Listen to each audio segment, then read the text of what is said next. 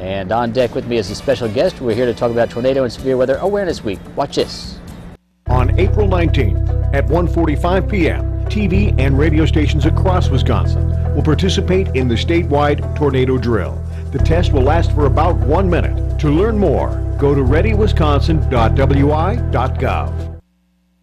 And there it is, statewide drill. It goes tomorrow, and Tod Pritchard is with me, the preparedness director for the state of Wisconsin, here with his handy-dandy weather radio. Right, exactly. Here to Good talk morning. about tornado and severe weather awareness. Thank you very much, Tod, for coming up thanks and for having talking me. about this. But first, let's talk about that drill tomorrow. What makes it different from other years? We always hear the sirens. Right.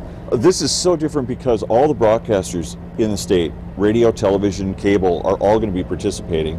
And that's so critical because, it'll test out all the electronics, all of our warning systems, and it'll test out your emergency weather radio. And it's so important that people have an emergency weather radio. They're very inexpensive. You can pick them up at Walgreens, at home improvement stores. Fleet Farm is Fleet one of the Farm, people absolutely. So they're just so valuable, life-saving. It's like having a siren right in your home. And particularly at nighttime, when you go to sleep, and if that severe weather happens overnight, that will alert you. And a lot of people don't realize the new technology on these things. You can really program it to the county. Right, you program it for your specific location so it doesn't go off, for something that's happening in Wausau or something like that, just for your area. Yep. People were amazed at how many deaths we had last year in the Joplin tornado. Yes. in Mississippi. And we're going to show some video here. The devastation is just unbelievable. And I know that you've done a lot of studies, you've been to a lot of different seminars about what we can learn from Joplin. So in about a minute, can you tell us what lessons we learned? I think the two biggest lessons we learned were that, one, most people did not react to the first warning. They didn't do anything.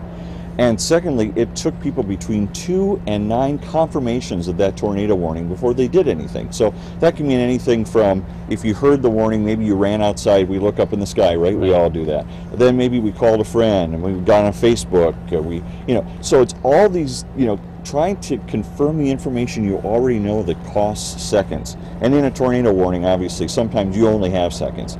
The average lead time that the National Weather Service can give on a tornado is about 13 minutes. So if you think about hearing that warning, don't waste time, valuable time ticking away, trying to confirm what you already know. You're in danger, so seek shelter. That's why we're trying to get people to do 3 things: listen, act, and live. Listen to the warning, take action, find that safest shelter you can.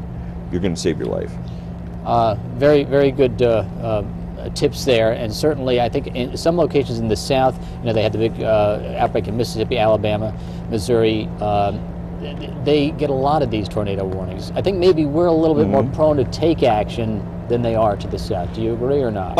I think we're all human though, and we all have that need to know exactly how bad, how big is the danger and what's going on, and systems are, not perfect, right? Where, you guys do a great job of predicting what's going on in the weather, but, we're always curious. We always want to know, how bad is it, right? So the time it takes to figure that out sometimes is really costly. I've talked to a lot of survivors from the Oakfield tornado, in Fond du Lac. I said, each one of them, I said, what were you doing when the tornado was approaching? Watching it.